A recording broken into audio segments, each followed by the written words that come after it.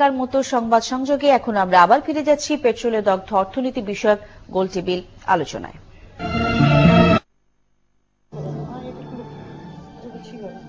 দর্শক, আপনাদেরকে আরেকবার স্বাগত। ৭১ গোলটেবিলে সংবাদ বিরতির পর আমরা ফিরে এলাম। আমরা ছিলাম সেলিম আহমেদের কাছে, প্রতিষ্ঠাতা সভাপতি women chamber of commerce and industry. Selim Ahmed, আপনি যেটা বলছিলেন পরিবহন খাত, বিশেষ করে ঝুঁকিপূর্ণ জীবন যে মানুষগুলো তাদের কথা বলছিলেন। হ্যাঁ, মানে আমি সেটাই বলছি যে একটা নারী দেখুন, তার আজকে কিন্তু বাংলাদেশের নারীরা এগিয়ে এসেছে। বাংলাদেশের নারীদেরকে আমরা উদ্যোক্তা হিসেবে দেখছি এবং আমার কাছে এই কিছুদিন ধরে ইভেন সকালেও আমার নারী উদ্যোক্তা রীতিমতো কান্নাকাটি করছে যে বিশেষ করে আমার একটা এলাকায় রাজশাহী থেকে ওখানের কিছু পণ্য, এই যে ঢাকা আন্তর্জাতিক বাণিজ্য মেলাটা, এটাও কিন্তু আমাদের সারা বছরের বাংলাদেশের যারা আমাদের এখানকার ব্যবসায়িক যে আমাদের যেসব শিল্পগুলি আছে তাদের পণ্যর শুধু ওই এক মাসের বিক্রি না, এখানে কিন্তু নানান রকম তারা অর্ডার পায় সারা বছরের জন্য। এবং আমাদের যে ছোট ছোট উদ্যোক্তারা আছে তারা কিন্তু এই সময়ের জন্য অপেক্ষা করে, কারণ তারা যে পণ্যগুলি তৈরি করে এই সময় তারা কিন্তু একটা সাপ্লাই করে। এবং এই যে পুরো সাপ্লাই চেইনটা বলেন, যে যারা যারা এই সাপ্লাই চেইনে আছে তারা কিন্তু ক্ষতিগ্রস্ত। এবং আমার ছোট ছোট নারী উদ্যোক্তারা কিন্তু তাদের অনেক কাজে বড় বড় দোকানগুলি যারা স্টল নিয়েছে তাদেরকে কিন্তু সাপ্লাই দিচ্ছে, কিন্তু এই ছোট ছোট উদ্যোক্তারা, নারী উদ্যোক্তা বা পুরুষ উদ্যোক্তারা, তারা এখন তো পাঠাতে পারছে না পণ্যগুলো পরিবহনের জন্য। আরেকটা হচ্ছে যে ব্যাংক সুদ। আপনি ব্যাংক সুদ, আমি তো প্রতিদিন, ব্যাংক তো আমাকে মাফ করছে না, আমার প্রতিদিন যে ব্যাংক সুদ হচ্ছে সেটা আমি কিভাবে দিব? আমি তো ব্যবসা করতে পারছি না। আমার নিজের, আপনি যদি পরিবহন খাতের কথা বলেন, আমার গাড়ি বেনাপোলে সব পড়ে আছে, আমি তো গাড়ি আনতে পারছি না ঢাকা শহরে। কৃষক এই শীতের যে এটা কিন্তু একটা আলাদা, তারা কিন্তু একটা আয় করে শীত মৌসুমী যে আমাদের সবজিগুলি হয় সেটা তো হচ্ছে না। এবং সবশেষে দিনের শেষে যেটা আমি শেষ করছিলাম আপনার বিরতির আগে, সেটা হচ্ছে আর্থিক প্রতিষ্ঠান। যে কোনো দেশের উন্নয়নের একেবারে শক্তির ভিত্তি হচ্ছে যে শক্তিশালী আর্থিক প্রতিষ্ঠান। এখন আমরা জানি যে বাংলাদেশের কিছুদিন ধরে এই সরকারি যে ব্যাংকগুলি আছে এবং বেসরকারি ব্যাংকও আমরা কিন্তু নানান রকম ঝুঁকির মুখে আমরা কিন্তু দেখতে পাচ্ছি তাদের। বিশেষ করে আপনি যদি পাবলিক ব্যাংকগুলি দেখেন তাদের অনেক লোকসান দেখতে পাচ্ছি। আমার সোনালী ব্যাংকে কিন্তু আমরা এই বছরে 560 কোটি টাকা গত বছরের থেকে কিন্তু বেশি মুনাফা করেছি। এটা কি হচ্ছে যে আমরা কিন্তু এগিয়ে যাচ্ছিলাম, কিন্তু আবার কি হবে? আবার সেই তো ব্যবসায়ীরা ঋণ দিতে পারবে না। এখন কখনো কি কেউ প্রশ্ন করবে যে কেন আমরা ইনস্টলমেন্টটা দিতে পারলাম না? কখনো কি প্রশ্ন করবে যে কেন আমি অগ্নিদগ্ধ হলাম? আমরা একটা বিডব্লিউসিসিআই ফর পিস এটা নিয়ে একটা আমাদের একটা পেজ, ফেসবুক পেজ কালকেই ওপেন হবে, আমরা এটা নিয়ে গত 7 দিন কাজ করেছি। আমরা বার্ন ভিকটিমদের ওখানে আমরা আমাদের অফিস গিয়েছে, তাদের এক একজনের স্টোরিগুলি আমরা নিয়ে এসেছি এবং এই স্টোরিগুলি বলার মতন নয়। কারণ আপনার যখন একটা যুদ্ধ হয় আমি বলতে পারি আমার স্বাধীনতা যুদ্ধের 30 লাখ মানুষ মারা গেছে, আমি কিন্তু গর্বের সাথে বলতে পারি যে আমার দেশের মানুষ জীবন দিয়ে দেশ স্বাধীন করেছে। আমরা একটা বীর জাতি, আমি কিন্তু গর্ব করি মানুষ মারা গেছে, কিন্তু সেটার পিছনে কিন্তু আমাদের দুঃখ আছে, আনন্দ আছে, গর্ব আছে। কিন্তু এই মানুষ নিহত যারা হচ্ছে বা আহত হচ্ছে সেটা তো আমাদের গর্ব না, সেটা তো আমাদের লজ্জা, সেটা আমাদের কলঙ্ক। এটা তো আমরা কাউকে বলতে পারছি না। কারণ কেন তারা অগ্নিদগ্ধ হচ্ছে, এটার কারণটা কি? এটার কারণ হচ্ছে কিছু কিছু মানুষের, আমি মনে করি এটা কিন্তু রাজনীতি না, আমি মনে করি একেবারে ব্যক্তিগত ইচ্ছা। এটা ব্যক্তিগত ইচ্ছা ছাড়া রাজনীতি কখনো এটা হতে পারে না। চরিতার্থ করতে গিয়ে পুরো দেশকে জিম্মি করা। কারণ আপনার রাজনীতি মানেই হচ্ছে যে দেশের অর্থনীতি, রাজনীতি মানে মানুষ, রাজনীতি মানে গণতন্ত্র, রাজনীতি মানে বাক স্বাধীনতা, রাজনীতি মানে মানুষকে সুযোগ সৃষ্টি করা দিয়ে তার জীবন জীবিকা চালানোর জন্য। কিন্তু আমরা তো সেটা দেখতে। ধন্যবাদ সেলিম আহমেদ। আমরা আবারও একটু একেএম শহীদ রেজার কাছে যেতে চাচ্ছি, কারণ তার কথা অসম্পূর্ণ ছিল, সংবাদের কারণে তাকে আমরা স্টুডিওতে একটু জায়গা দিতে হয়েছিল। একেএম শহীদ রেজা, আপনি যেটা বলছিলেন যে এখন আর গণনা করার সময় নেই, তো সেই ক্ষেত্রে এফবিসিসিআই কি ভাবছে সমগ্র পরিস্থিতি নিয়ে? যে দেশের ব্যবসায়ীদের শীর্ষ সংগঠন এফবিসিসিআই গত 2013 সালে যখন আন্দোলনমুখর অবস্থা থাকে তখন দুই দলের সাথে কথা বলেছিল, কিন্তু সেই কথাতে আসলে আমাদের কথা কেউ শুনেনি, আমরা আসলে তেমন কোনো কিছু করতে পারিনি। এবারের যে যখন শুরু হয় জানুয়ারিতে, তখনই আমরা নিজেরা বসি এবং সবার সাথে আমরা কথা বলার চেষ্টা করি, কিন্তু সেখান থেকেও আমরা আসলে কোনো পজিটিভ কোনো সাড়া পাইনি।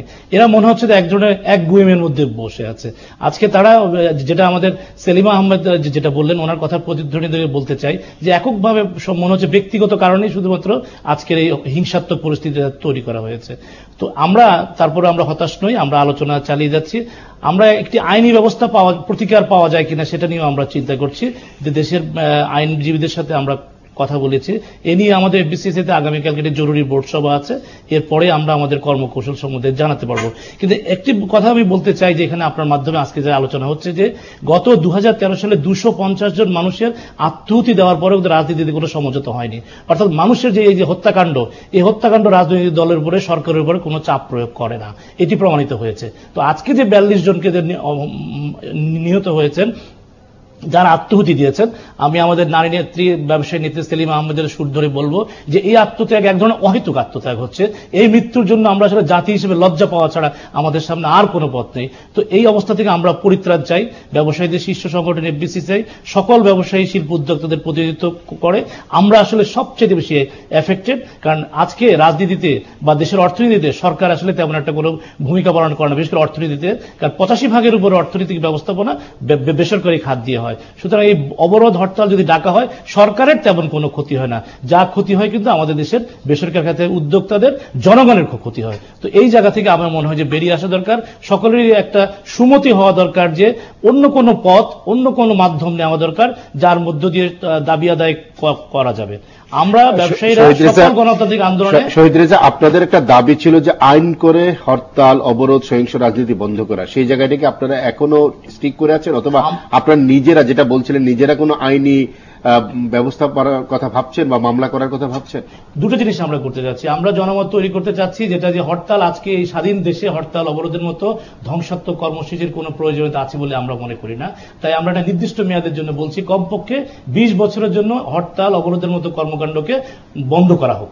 আর যদি এই কথা না হয়, আমরা যেটা চাচ্ছি যে আমাদের তো পিছনে ফেরার কোনো পথ নেই, তাই আমরা আইনের কাছে যাব, উচ্চ আদালতের কাছে যেতে চাইব।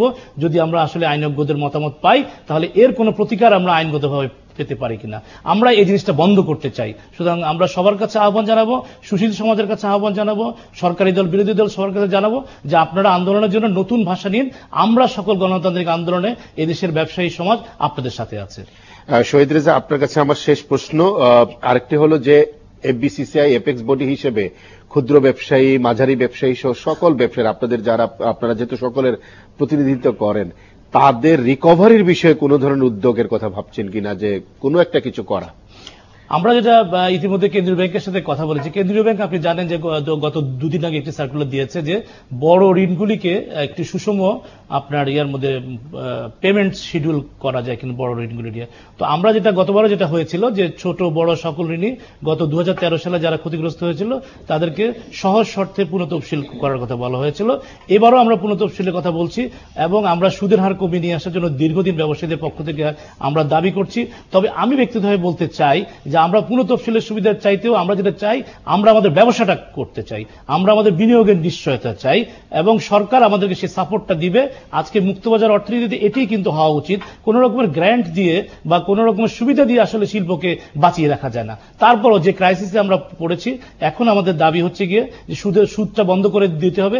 এই যে গত 1 মাস ধরে যে চলছে হরতাল অবরোধকালীন সময় আমরা কোনো ব্যাংকে কোনো সুদ পরিশোধ করব না। আমাদের কিস্তি যদি ডিফল্ট হয়, সেই কিস্তিটি দীর্ঘমেয়াদে আমাদেরকে পুনঃতফসিলের সুযোগ দিতে হবে সকলের জন্য, বিশেষ করে ক্ষুদ্র ব্যবসায়ী। আজকে কৃষকের কথা বলছিলেন আমাদের সেলিমা আহমেদ, আপনি স্মরণ করে দেখুন যে আজকের কৃষি কিন্তু ভিন্নতর ধরনের কৃষি। আজকে কৃষিতে কিন্তু পুঁজি থাকতে হবে, কারণ কৃষক কিন্তু তার সবকিছু বাজার থেকে ক্রয় করতে হয়, বীজ থেকে শুরু করে সবকিছু। শুধু সেখানে কিন্তু মাইক্রো ক্রেডিটের একটা বড় অংশ তার কাছে কিন্তু ডিফল্ট হয়ে যাচ্ছে। তো সেখানে তাকেও কিন্তু সুবিধা দিতে হবে। শুধুমাত্র বড় ব্যবসায়ী না, ক্ষুদ্র ব্যবসায়ী, ক্ষুদ্র উদ্যোক্তা, মাঝারি উদ্যোক্তা, সবাই জন্য এই যে আজকে যে সমস্যাটা চলছে এই সময়ের জন্য কেউ যেন ক্ষতিগ্রস্ত না হয়, আমরা আবার নতুন করে নব উদ্যমে আমরা ব্যবসাটা শুরু করতে চাই। ধন্যবাদ একেএম শহীদ রেজা, পরিচালক বিসিসিআই, আমাদের সাথে যোগ দেওয়ার জন্য। দর্শক, ঠিক এই পর্যায়ে আমাদের সাথে যোগ দিয়েছেন অধ্যাপক মইনুল ইসলাম, অর্থনীতিবিদ ও শিক্ষক, চট্টগ্রাম বিশ্ববিদ্যালয়। অধ্যাপক মইনুল ইসলাম, আপনাকে স্বাগত। আপনার কাছে ফিরবো, কিন্তু তার আগে আমরা একটু ডক্টর নাজনীন আহমেদ কাছে যেতে চাচ্ছি। আমরা আগে যেটা বলেছি এবং সকলের কথা থেকে যে ক্ষতবিক্ষত হয়ে পড়ছে অর্থনীতি, বিশেষ করে সামষ্টিক অর্থনীতির অর্জনগুলো ধরে রাখা এবং যেগুলো টার্গেট করা হয়েছে সেগুলোকে মানে সেই জায়গায় পৌঁছানোটা একটা অনিশ্চয়তার মধ্যে পড়েছে। অর্থনীতি আমরা বলতে পারি একটা বিপর্যয়ের দ্বার প্রান্তে এসে দাঁড়িয়েছে। অর্থনীতির গবেষক হিসেবে আপনার কাছে কি মনে হয় আমরা কোন দিকে যাচ্ছি? আমাদের কোন ধরনের আশা আলোকে আপনি দেখতে পান এত কিছুর ভেতরেও? আপনি যে শেষ কথাটা বললেন, কোন দিকে যাচ্ছি, আসলেই জানি না কোন দিকে যাচ্ছি। কারণ আমরা জানতাম কোন দিকে যেতে চাই। আমরা দেখেছি যে বাংলাদেশের সম্ভাবনাটা, বিশেষ করে গত কয়েক বছরে বিভিন্ন দিকে বাংলাদেশের যে সম্ভাবনাগুলো তৈরি হয়েছে, আমাদেরকে বলা হয়েছে যে আমরা যে দেশগুলো এগিয়ে যাওয়ার মতো 11টি কান্ট্রি, তার মধ্যে বাংলাদেশ একটি। আমরা ম্যাক্রো ইকোনমিতে আমরা দেখেছি যে এক ধরনের আশার সঞ্চার হয়েছিল এবং আমরা ভাবছিলাম যে সময়টি আমাদের মধ্য আয়ের দেশে লাগার কথা বলে মনে করা হয়েছে তার আগেই হয়তো আমরা সে জায়গায় পৌঁছতে পারবো। এবং যতখানি আসলে আমরা অনেক সহিষ্ণু, আপনি দেখেন 13র সময় যে 2013 শেষে যে অবরোধ, এত ক্ষতি, সেটা পুষিয়ে নিয়ে গত এক বছর কিন্তু দেশ একটা ঘুরে দাঁড়ানোর যে অবস্থা সেখানে এসেছিলাম। এবং সেখানে আমরা অর্থনীতিবিদদের গবেষণা বলেন আর ব্যবসায়ী যারা তাদের রিয়েলাইজেশন বলেন, আমরা একটা জায়গায় এসেছি যে আমাদের সবচেয়ে বড় দরকারটা হচ্ছে বিনিয়োগ, যেটা আসানিস মনসুর বলছিলেন শুরুতে। সেই বিনিয়োগের জায়গাটাতেই আমরা মনোযোগ দেওয়ার চেষ্টা করছিলাম এবং সেই ক্ষেত্রে সরকারি বেসরকারি উভয় প্রকার বিনিয়োগে যেন গতি সঞ্চার হয়, সেটাই আমাদের অর্থনীতির এখন ম্যাক্রো ইকোনমির মূল লক্ষ্য হয়ে দাঁড়িয়েছিল। এবং আপনি জানেন যে জিডিপির যদি চিন্তা করেন যে জিডিপি কত হবে, তার একটা প্রধান উপকরণ কিন্তু কতখানি এক্সপোর্ট হচ্ছে, কতখানি কনজাম্পশন হচ্ছে, সরকার কতটা ব্যয় করছে, এইগুলো মিলিয়েই হচ্ছে জিডিপি। এখন আমার যদি ইনভেস্টমেন্ট যেটা, সেটার যে টার্গেট, সেটা নিয়ে আমরা ইতিমধ্যেই সমস্যায় ছিলাম, যেটা সেলিম আহমেদ বলছিলেন। সেখানে এই পরিস্থিতিটা আমাদের ম্যাক্রো ইকোনমির যে একটা বড় জায়গা বিনিয়োগের জন্য অত্যন্ত হতাশাব্যঞ্জক। আগামীর যদি আমি তাকাই, সেখানেই সবচেয়ে বড় হতাশাটা দেখি যে আমার দেশীয় বিনিয়োগ এবং বিদেশি বিনিয়োগ সেই জায়গাটিতে, যেটা একটা ভরসার জায়গা, মানুষ একটা বিদেশ থেকে কেন এসে আমার দেশে বিনিয়োগ করবে, আমি যদি এই সিগন্যালগুলো দিতে থাকি যে তোমার টাকার কোনো নিরাপত্তা নাই, তোমার ব্যবসার নিরাপত্তা নেই, আমার বিনিয়োগ কেন আসবে? দেশীয় উদ্যোক্তা যারা আছেন ওনারা হয়তো কোনো মতন ব্যবসা চালিয়ে নেবেন যে একটা স্বল্প সময়, তারপর তার যদি একটা নতুন বিনিয়োগের চিন্তা আসে, উনি কেন বিনিয়োগ করবেন যেখানে উনি জানেন যে এই অর্থের নিশ্চয়তা নেই? বিশেষ করে মাঝারি এবং ক্ষুদ্র উদ্যোক্তাদের কথা বলি, যে আমরা বাংলাদেশ ব্যাংকের রিফাইন্যান্সিং স্কিম, তারপর এই যার আওতায় এসএমই লোনটা, এবং সেখানে নারী উদ্যোক্তা তৈরি একটা বড় লক্ষ্য, এই যে ক্ষুদ্র উদ্যোক্তাদেরকে নিয়ে এগিয়ে যাওয়ার একটা চেষ্টা, সেখানে আপনি এই ক্ষুদ্র উদ্যোক্তার কিন্তু অনেক লাভ থাকে না, তার কিন্তু হাতে অনেক পয়সা থাকে না যে সে দীর্ঘদিন এটা দিয়ে তার ব্যবসাটা চালিয়ে যাবে। সুতরাং সেই জায়গাটা একটা রুট, কিন্তু আমার কিন্তু বড় উদ্যোক্তাদের সংখ্যার চেয়ে ক্ষুদ্র উদ্যোক্তার সংখ্যা বেশি, এবং তারা কিন্তু যে অবস্থাটাতে থাকেন, একটা ব্যবসা এতদিন তাদের পক্ষে এইরকম একটা পরিস্থিতিতে ধরে রাখা সম্ভব নয়। আমি যেটা মনে করি যে আসলে অর্থনীতি কোথায় যাচ্ছে, আমার মনে হয় এখানে কেউই আমরা এটা সঠিক করে বলতে পারবো না, কারণ আমরা জানি না কতদিন অবরোধ চলবে, আমরা জানি না অবরোধের চেহারাটা।